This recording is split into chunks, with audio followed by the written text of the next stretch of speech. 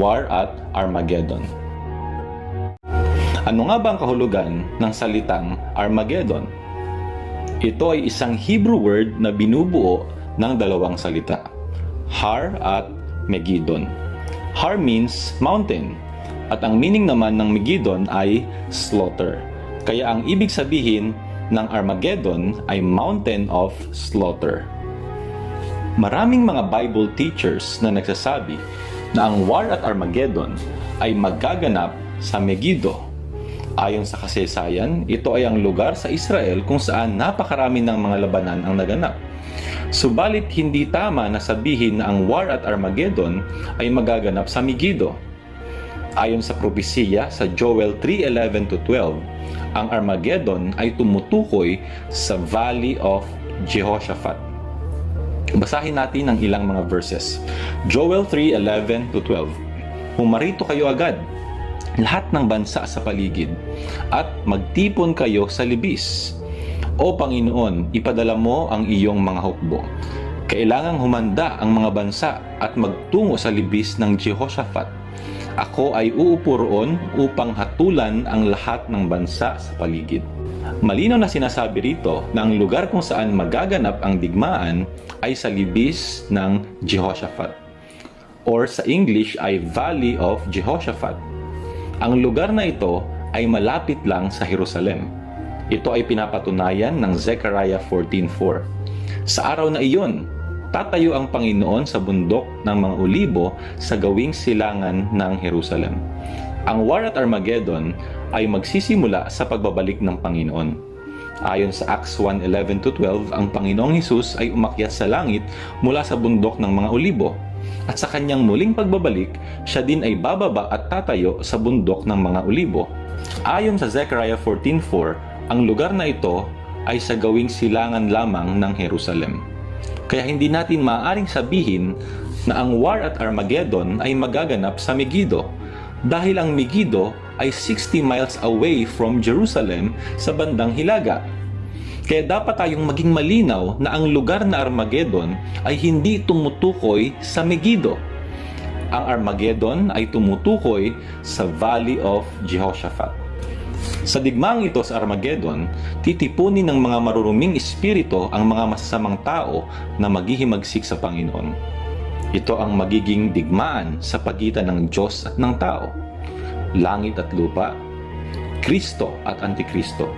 Titipunin ni Antikristo ang kanyang hukbo sa Armageddon, at inilarawan ng Biblia ang labanan ito sa isang pisaan ng ubas. Titipunin ang lahat ng masasamang tao na tagasunod ni Antikristo. Ito ang sinabi sa Revelation 14:20. Pinisa sa labas ng lungsod ang mga ubas, at mula sa pisaan ay bumaha ng dugo. Ang lawak ng baha ay umabot hanggang 300 kilometro at 5 talampakan ang lalim. Ganito katindi ang labanan na magaganap sa hinaharap. Yaon ay ang digmaan sa Armageddon. Ngayon, pag-usapan naman natin kung sino-sino ang mga involved sa War at Armageddon. Ang Panginoong Hesukristo. Revelation 19:11. Pagkaraan nito'y nabuksan ng langit at nakita ko ang isang kabayong puti.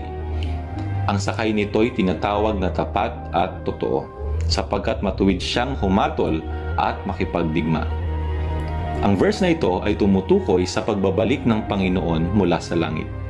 Actually, ang War at Armageddon ay magaganap sa pagtatapos ng Great Tribulation. Sa pagtatapos ng Great Tribulation, bababa na ang Panginoon mula sa langit tungo sa lupa. Noong siya'y dumating sa unang pagkakataon, ang Panginoong Hesus ay nakilala bilang isang humble na tao at isang anak ng karpintero. Subalit sa kanyang ikalawang pagdating, siya ay makikilala bilang ang hari. Siya ay makikilala bilang ang Panginoon.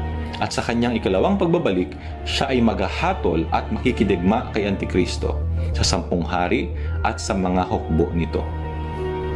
Si Antikristo at kanyang mga hukbo.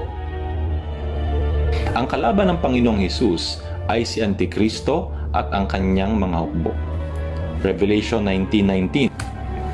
At nakita kong nagkatipon ang halimaw at mga hari sa lupa, kasama ang kanilang mga hukbo upang kalabanin ang nakasakay sa kabayo at ang hukbo nito. Ang halimaw na tinutukoy dito ay si Antikristo.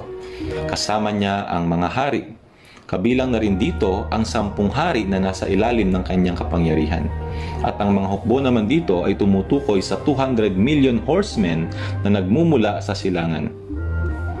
Ang bride o ang mga mandaraig. Ito ang exciting na bahagi ng War at Armageddon. Hindi lamang si Jesus ang makikidigma laban kay Antikristo at mga hukbo nito. Ito ang sinasabi sa Revelation 19:14. Sumunod sa kanya ang mga hukbo ng langit na nakadamit ng malinis at puting lino, at nakasakay rin sila sa mga kabayong puti.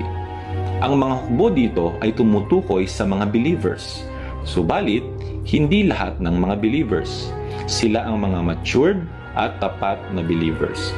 Revelation 17:4, makikidigma sila laban sa kordero, ngunit tatalunin sila ng kordero, sapagkat siya ay ang Panginoon ng mga Panginoon at Hari ng mga hari.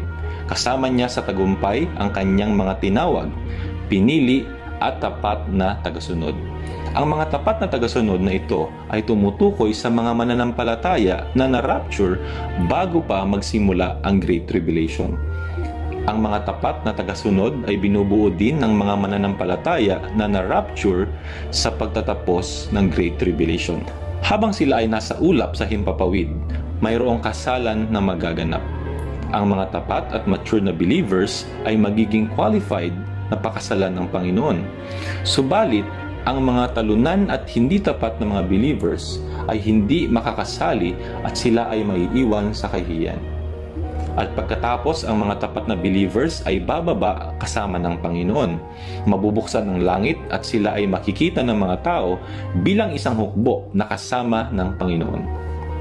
At pagkatapos nito, madali lamang natatalunin ng Panginoon si Antikristo. Dadamputin ang Antikristo at false prophet at sila ay itatapon sa dagat-dagatang apoy.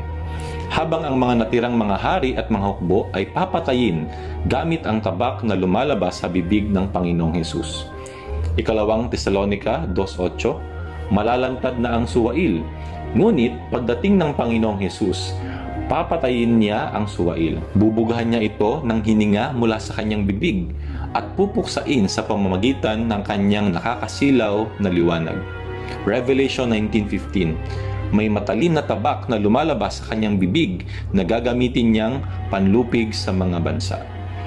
Ito ang mangyayari sa labanan ng War at Armageddon. Tatalunin ng Panginoong Hesus si Antikristo at ang hukbo ni Antikristo sa pamagitan lamang ng tabak na nagmumula sa kanyang bibig. At ang tabak na ito na nagmumula sa kanyang bibig ay walang iba kundi ang kanyang salita. Ganito kalakas at makapangyarihan ang salita ng Panginoon. Pagkatapos na maitapon si Antikristo at ang false prophet sa dagat-dagatang apoy, si Satanas naman bilang ang pinagmulan ng lahat ng kaguluhang ito ay itatali ng isang anghel. At siya ay itatapon sa hukay ng kalaliman o tinatawag na abyss. Siya ay ikukulong sa hukay ng kalaliman sa loob ng 1,000 taon. Ngayon, bakit nga ba magkakaroon ng War at Armageddon? Maaari nating ihilin tulad ang War at Armageddon sa paglilinis ng isang silid. Kung gagamitin ang isang silid para sa handaan o piyesta, kailangan mo muna itong linisin at alisin ang mga kalat. Nang sa gayon, maging kaaya-aya itong gamitin. In like manner, bago magsimula ang 1,000 years na paghahari ni Kristo, lilinisin niya ang sansinukob. Aalisin niya ang lahat ng kasamaan. Kabilang narito si Satanas, Antikristo, false prophet, at lahat ng mga taong nagrebelde sa Diyos. Sila ay itatapon sa dagat-dagatang apoy bilang ang quote-unquote pangsansinukob na basurahan. Ang Antikristo at ang false prophet ay mauuna ng itapon sa basurahan pagkatapos pa lang ng War at Armageddon, habang si Satanas naman ay itatapon doon pagkatapos ng 1,000 years na pagkabilanggo. At ang mga unbelievers na sumunod kay Satanas sa kanyang kasamaan ay itatapon sa dagat-dagatang apoy pagkatapos nilang mahatulan sa Great White Throne. Hindi sapat na malaman lang natin kung saan magaganap ang labanang ito. Nalaman natin na ito ay magaganap hindi sa Megiddo. Ito ay magaganap sa Valley of Jehoshaphat o kilala din bilang Valley of Kidron. Hindi lang din sapat na malaman natin na babalik ang Panginoong Hesus upang talunin si Antikristo at ang kanyang mga hukbo. Ang pinaka-importanting katanungan dito ay, magkakaroon ka ba ng bahagi sa labanang ito? Kung ikaw ay magiging isang mandaraig o mature na mananampalataya, sigurado na makakasali ka sa labanang ito bilang ang hukbo ng Panginoong Hesus na bababa mula sa kalangitan kasama niya. Subalit, kung ikaw naman ay magiging isang talunan na mananampalataya, ikaw ay hindi kasali sa labanang ito. At upang ikaw ay makasali sa labanang ito, una, dapat ngayon pa lang ay tinutuos mo na si Satanas. Dapat ngayon pa lang tayo ay masanay ng makipaglaban kay Satanas. Ito ang sinabi sa Revelation 12:11. Nagtagumpay ang mga ito laban sa dyablo sa pamamagitan ng dugo ng kordero at sa pamamagitan ng kanilang pagpapatotoo sa salita ng Diyos. At hindi nila iniibig ang kanilang buhay kaluluwa maging hanggang sa kamatayan. At pangalawa, kailangan mong tuusin ang mga bagay na nakakahadlang sa paglago mo sa buhay. Dapat mong labanan ang kasalanan, sanlibutan, at lahat ng uri ng kasamaan. At pangatlo, mag-asam tayo na araw-araw na lumago ang buhay ng Panginoon sa loob natin.